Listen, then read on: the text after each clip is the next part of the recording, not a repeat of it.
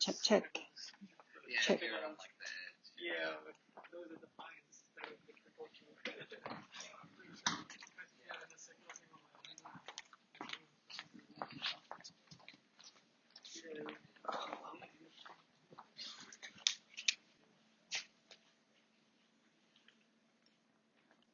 So how are you going to be able to see from back there?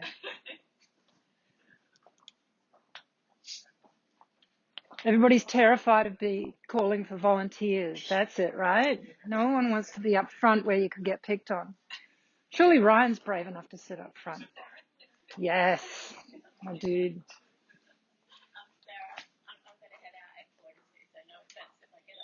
Okay.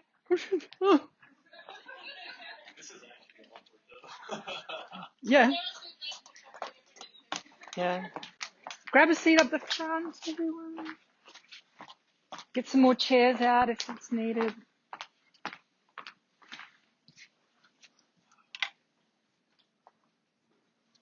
I think there's people filling up on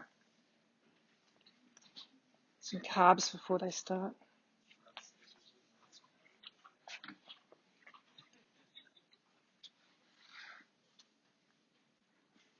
Yeah, all right, let's get started. Who has seen or been inspired by an incredible speaker and you saw them and they looked just so natural? You thought, hey, I could do that. Doesn't look too hard. They're just getting up there, being themselves, right? When I was a kid, I went to the local fair in my hometown, and the TV station had this thing, be a TV presenter. I thought, yeah, awesome. I want to be a TV presenter. So I got up there, completely froze. I don't know what went wrong. Nothing came out of my mouth. And that's the thing. It stayed with me for a long time, that fear. And I'm guessing that for maybe one or two of you, you have a similar fears or whatever. Here's the weird fact about presenting. Being natural does not come naturally. You have to plan, practice, and polish your presentation. So rock stars rehearse, right? That's how you get to appear natural. So what I'm going to do today, hopefully, is take you through some of the things that I've learned in 15 years of conference presentations. And let's see how we can rehearse and learn to be natural. First step is when you start with your slides, you want to tell a story. Ask yourself, what is the compelling story that I'm going to tell with my slides? That story is going to be the rail that all of your slides hang off of, and it's going to do two things for you.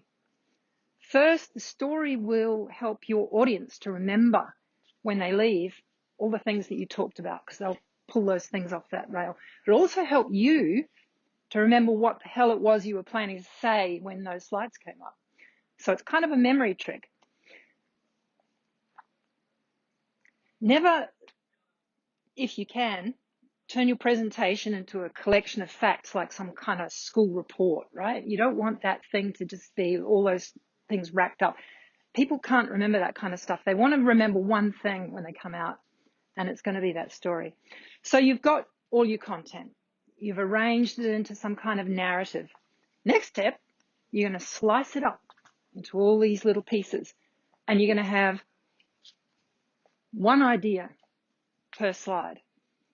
If you've got too much, then you take out the ideas that don't fit. So get rid of whole entire slides. But the key to it is to just have a single slide per idea. And the trick then is when you are presenting, your slide will come up, it matches a single idea, and then you're just going to talk through what that idea means to you. The trick is people can't engage with your content if it doesn't appear to mean something to you. So your ideas have to be compelling and match your slides. Then you'll find that you can remember what needed to go into that slide and what you were trying to tell the people in your audience. So how much can people remember? 7 things, right? So the psychologists tell us. But it turns out you can only remember 7 things for about 20 seconds, and then it's gone. So why not just put a single thing on your slide?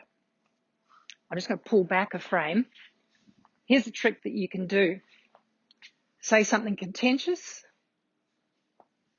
expand it with context, and then bring it back to your story.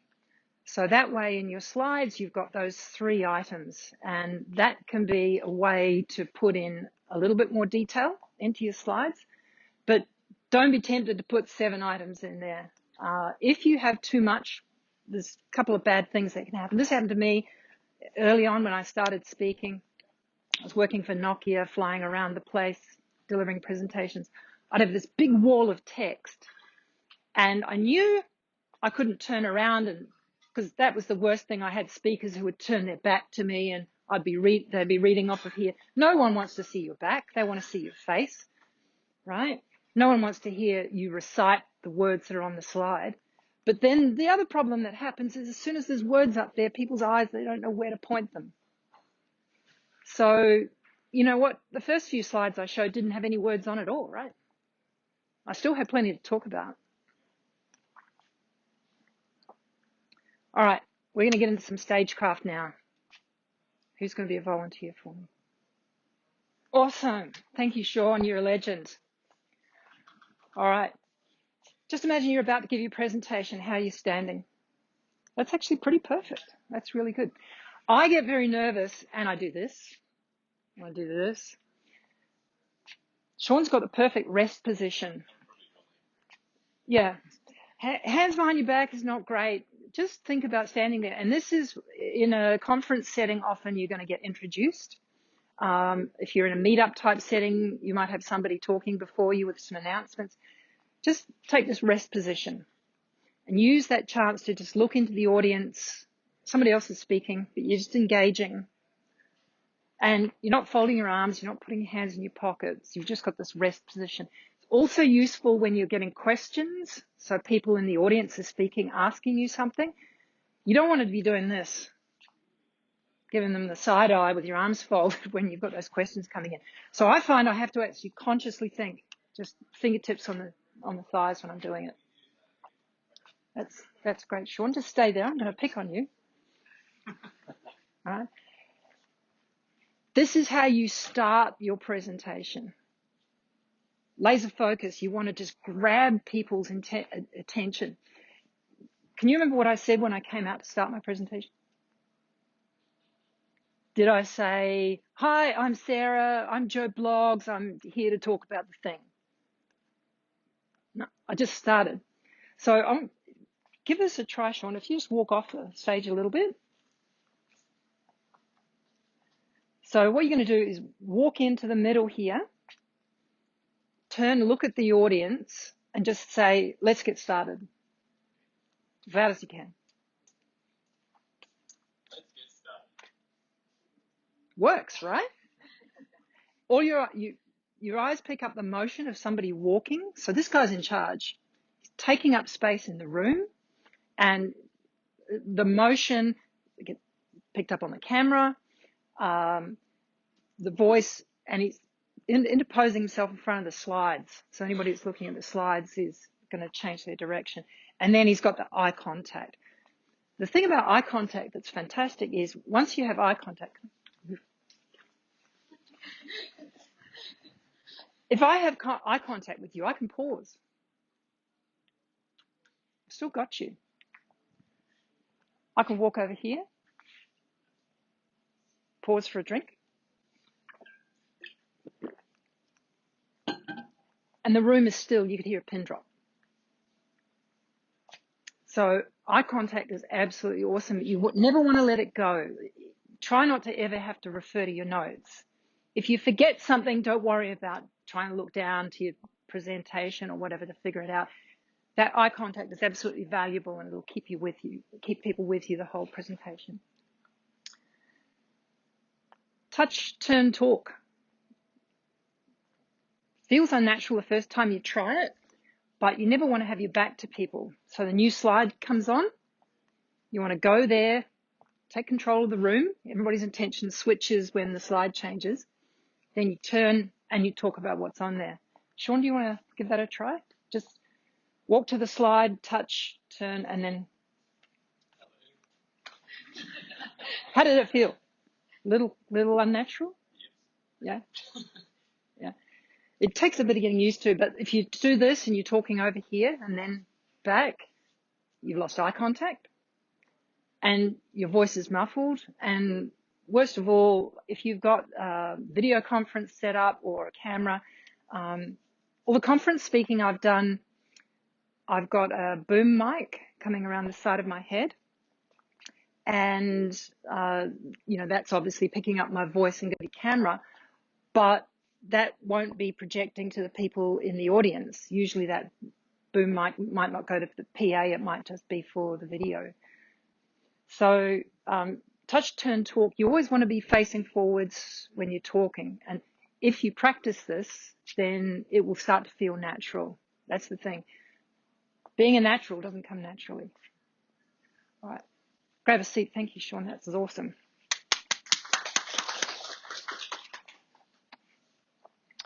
Okay, your body language needs to be open. And this is especially important when you're doing tech presentations that involve being mic'd up. I've kind of simulated it now. I've got my Apple earbuds in, which I'm using to record. Typically, you'd have that boom mic on as well. Keep your gestures low, especially when the camera's recording you. If you've got gestures like this, you're going to mess with the chords. If you're on a PA, banging the chord will put noise right across the PA, ruin the effect. So you want to keep your gestures sort of down here if you can. If you're the type of person that waves your hands around a lot like me, it might just take a bit of work to rein them in. When you're doing your practice, just get someone to do this for you if they see you doing that. The most important thing is not to hide behind your lectern, not to hide behind a laptop or a clipboard if you can. Now, gestures are really interesting. There's nothing worse than a dead fish speaker who just sort of stands here like this the whole entire time. But then too much gestures can be a bit overwrought, and also they can communicate badly on the camera depending on how you do them. My suggestion would be to watch some TED Talks, and also I think Apple's tech talks are super interesting, because if you're having to hold a device and demonstrate something on a mobile, or you've got some kind of prop in your hand, it makes it even more difficult. Keep your gestures low, but you want to try to avoid repeating the same gesture over and over. So build a vocabulary. You can do more and more things are happening over and over again, but then bringing it back to your story. Use your position on stage. The biggest talk I've ever done was in Munich, had about 300 or 400 people in the audience, and you're tiny, little speck. So you want to just take up space on the stage. So if there's two sides to this story. There's this side over here, but then I could go over here and talk about the other side, which is over here. And it's much more compelling. If you practice it, it will become natural and it becomes part of your authentic vocabulary. This is the last slide. I'll let you off the hook. I'm afraid, guys, there's no way around this one. You're going to need to do 3 complete dry runs of your presentation if you want to really nail it. They are your wording, your time, and your venue checks. The wording one, what that's going to do for you is take out all from your presentation, all the phrases that look great on paper, but the moment you open your mouth and say them, they come across as wooden and stilted and they just don't work. Now, the way I do my presentations is, as I said, create a story, drill it down into slides and slice it up, and I'll have forms of words on there. Then I'll do my wording run. I go through the whole presentation, and I often have to completely refactor my slides after that. Get your goldfish out, or your dog, and lecture your dog on your presentation. Right? Go through the whole entire thing. You want to say every single word, every phrase in your presentation out loud, because sure as eggs, you'll find stuff in there that just does not wash. It also will pick up on stuff that doesn't quite get the narrative flowing. If you've got some facts that you wanted to try to squeeze in, but they just don't fit the narrative, you'll find out when you speak through what you're actually trying to communicate to people that, no, that doesn't fit. I'm going to have to rework it. Maybe swap the order of the slides. Your timing run. You've got all your slides, set your stopwatch, and run right through and see how you're going on time. You want to just come in so that you fit the amount, the allotted time, and still have a bit of time for questions. That timing run might mean that you have to drop out a whole entire slide or two. Finally, the venue check. This is absolutely critical. If you've just flown internationally or whatever, it could be just a local venue, try to get in there 20 minutes early. If you've got access to the AV folks, that's even better. Make friends with those guys. If you're attending talks on a previous day, that's awesome. You want to plug into the kit that they've actually got. You want to find out what their screen looks like, what the room is going to be laid out like, and actually try a dry run right in the venue itself. This is super critical for tech presentations. If I've got equipment that I need to plug into my laptop for any reason, I want to have room set up. I maybe need a table for that. All of that stuff is on you, right? How many people, I know I've seen it, but hands up anyone who's been to a tech presentation with these agonizing technical problems. Yeah, it happens. You don't want to be that guy. So go to the venue. Like, I know it's a pain to find the time, but seriously, get down to the venue at, early in the morning, find out where it's going to be and just break in there. If you have, there'll be a sign on the door saying, don't come in, sound check or whatever. You open up and go in there, be a pest, get hold of the AV guys and say, hey, I'm talking later today. Can I plug in? And they're like, who the hell are you? Well, I'm the only person that's going to have their presentation go 100% today. All right. That's it. Thank you.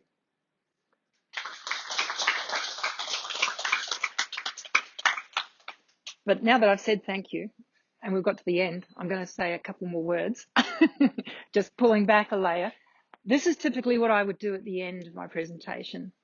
You want to finish your presentation, you've got to the end of your narrative. I ended that with a slide about how to prepare, so it tied up the story. But then I want to credit all of the material that I used. This is a good idea. People will take pictures of your slides even if you don't make them available, so make sure you credit your stuff. Also, the end of your slides doesn't need to be the end of your slides. Sometimes you have that extra slide that there wasn't room for. You can put it after your question slide. That way, if somebody asks you a question, you're in the allotted 10 minutes for questions or whatever, you can, I don't have one to demonstrate, but you can just flick over to that next slide and say, look, it wasn't time for this content, but blah. And you can just squeeze that in at the end. All right, now I've really finished. Questions? Sorry, I'll take this one and then. How do you work on slowing yourself down to the right pace? Obviously, when you're practicing, your pace is going to be pretty different to when you actually get up there and stop talking. Yep. How do you factor that in your practice run? That's a great question. So the question from Jackie was, how do I make sure that I slow down to a good pace when I'm practicing? I talked about how to use gestures. I talked about pauses. I like to try to think about those phrases, the key phrases. I'm never going to get the wording exactly right, but I'll think about which ones where I want to pause for effect, and ones where I want to try to explain and lay out the context, By doing that and taking time out to actually explain it and then look to people for a reaction, that will key you into just taking a breath. Because if you're just talking to your dog or your goldfish, then yeah, it's tempting to just race through too quickly. But if you think to yourself, oh, you know what, I'm going to put a pause in here or whatever, and then you try it, you practice it. When you're under stress, you do what you've trained yourself to do. That's why training works. So, question over here. Sorry, in the back, and then you, Rob. Looking into the eyes is scary. Do you need somebody into the eyes or somewhere in particular? I'm going to let you in on a little trick. I tend to actually look at people's foreheads because, yeah, you're right. Looking into people's eyes is terrifying. If you've got a large audience, the venue in Munich had two big banks, and I just sort of picked somebody on each side who had a distinctive colored clothing on so I could sort of locate them. And you just sort of engage with them and talk to them, and they feel like you're having a personal conversation with them, and that'll keep them engaged. But yeah, you're right. It can be a bit terrifying, and sometimes you'll catch somebody's eyes and you're looking at them, and then they frown or they look down at your phone and you just crumble. So, but yeah, that's a really good question. How do you process the looking into the eyes? It's personally, that's how I do it. But yeah, Rob, you had a question. Just any advice or anything like live coding where you kind of have to hide the lecture? Yep. So I've done a couple of live coding talks. I did one at Pacific Plus Plus in New Zealand, and I've done a couple overseas. Live coding is very challenging. Not for the faint-hearted, but it's great in situations where you want to demonstrate that technology works and can be used. I like to have a cheat sheet, which I print out and laminate, because sometimes juggling a lot of screens like if you've got your cheat sheet digitally on your laptop and you have to switch, it's a real pain.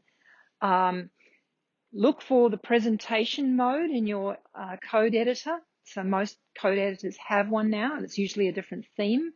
So if you switch to that, the font size will be large enough so you can actually code and people can see what you're typing.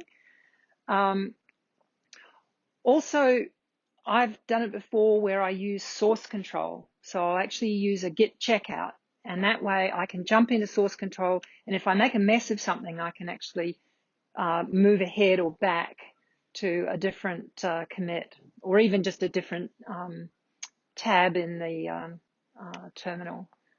But yeah, come and talk to me after if you want to know more tricks. There's a few like that. Yeah. I had a question about taking questions. Yeah. Any tips? I noticed that lots of people say that's a great question. I often wonder if that's a technique to start thinking about how to answer the question. Yeah, so Rob's question was, how do you handle questions? I have a question on Quora, that stupid question and answer website, and it's been there for years, and I got all these crazy upvotes for it. And it was actually started out as kind of a joke when I was at Nokia. Somebody said, what do you do to handle crazy questions? And I had a few colleagues there. I was pretty terrified. So I said, look, I'm going to have a code word, and it's going to be extraordinary. So if somebody asks me an extraordinary question, come and help. If it's not extraordinary, then it's going to be just intriguing, right? And the intriguing ones are like, so someone asks me a question, that's an intriguing question.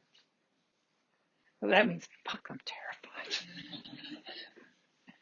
But yeah, the thing is, if someone asks you a question, as soon as while you're taking the question, you're listening and nodding and acknowledging and engaging, the moment they finish talking the question, you want to repeat it back. I often forget to do that, but if you've got audio, it won't get picked up, so you repeat the question back. And then you say, yeah, so that's an intriguing question or an interesting question. Interesting is okay. Intriguing, oh my God. Extraordinary is, where's security? But yeah, if it's just an interesting question, the most important thing, sometimes people just want to be acknowledged. You know, they want a chance to check that you understand what they understand. So a big part of it is just echoing it back. Once you've done that, if you can give value to everybody else in the audience, answer it quickly. Otherwise, you might have that slide after the questions that you can jump to. Otherwise, just say, hey, look, come up and talk to me afterwards. And, you know, they can then come up and, you know, wait in line or whatever. That way they're not monopolizing the whole floor. Yeah. Cool. Question? Just a comment in response to that. I was thinking the same thing. I use that technique as well, just acknowledging the question, but it's not so much to buy time, it's more to recognize that a lot of times it can be nervous, it can be something scary for somebody to ask a question in a big forum and to wonder whether it's a dumb question. And so when you say, hey, that's a good question, when it actually is a pretty good question, or at least a decent question, you can see people's face change right away where they're receptive to what you're saying. Yeah, that's a great point. The comment was, when you're in a venue and someone asks a question, they might be a bit scared about asking it, and you're just validating them and telling them, and it's not so much that you're buying time, you're more just wanting to, you know, give the floor over and acknowledge what they've said. And that's a good point, because it's a two-way street. You know, we get to learn off the people who attend the presentation as much as them learning from us. And yeah, I feel for me, it's not so much buying time as well. It's also a chance for me to just sort of unblock my thought processes, get my part of speech operating again, so that I can be in the flow by the time that I actually want to answer it. But yeah, good point. I'm curious to know how frequently you've had to use those different levels of questioning. Like, how many extraordinary questions have you had? I have had a couple of extraordinary questions. One was, again, when I was working for Nokia, somebody asked a question that made me realize the whole technology that we were working on was invalid. It was OpenGL had just had some major changes, and so it does happen. But it's sort of a code word. Like, if you talk to your colleagues, I'm not suggesting that you use it this way, because that's a little bit abusive, but there's just a chance for you to call in your homies, call in your gang a little bit. Like, if you go to a conference venue, try to make some friends. If you're not going there with work colleagues, try to just make some friends before you start your talk, so that if something like this happens, you can sort of call on them. One thing you can do with that really extraordinary question is just say, wow, you know, that's an extraordinary question. Thank you for asking it. Joe, I was talking to you earlier. What do you think of this question? You know, is this a big issue for you? What are you doing about this? You know, you're not giving up, right? You've still got the floor, but you heard this person, and then now you've had your own very authentic reaction, but then you want to find out, well, maybe this is something that other people don't care about. So you're just kind of validating it and measuring it. So, yeah. I think I'll take this as the last one, Torsha. For most hobbies, people generally don't start asking questions instantly. Even in some kind of like startup, do you have prep questions with your gang ready? Yeah, so do I have questions primed from my gang already? Well, I didn't have this time. It's probably not a bad idea if there's something particular that you want to address. If you do have something that's quite controversial that you kind of wish people would bring up, maybe it's not a bad idea to do that. I personally have never actually done that. But yeah, if you've got something that's a little more salesy. Oh, wait, there was one time I did a presentation at Brisbane JS recently, and somebody egged me on to give a plug for my startup. So I was actually wearing the startup T-shirt at the time, so it wasn't all that hard. But yeah, it does help having a few stooges in the audience. So, yeah. All right, folks, thank you so much for coming. I hope you got something out of that. Feel free to come up and chat to me afterwards if you like, and I'll be putting these slides on the Slack channel very shortly.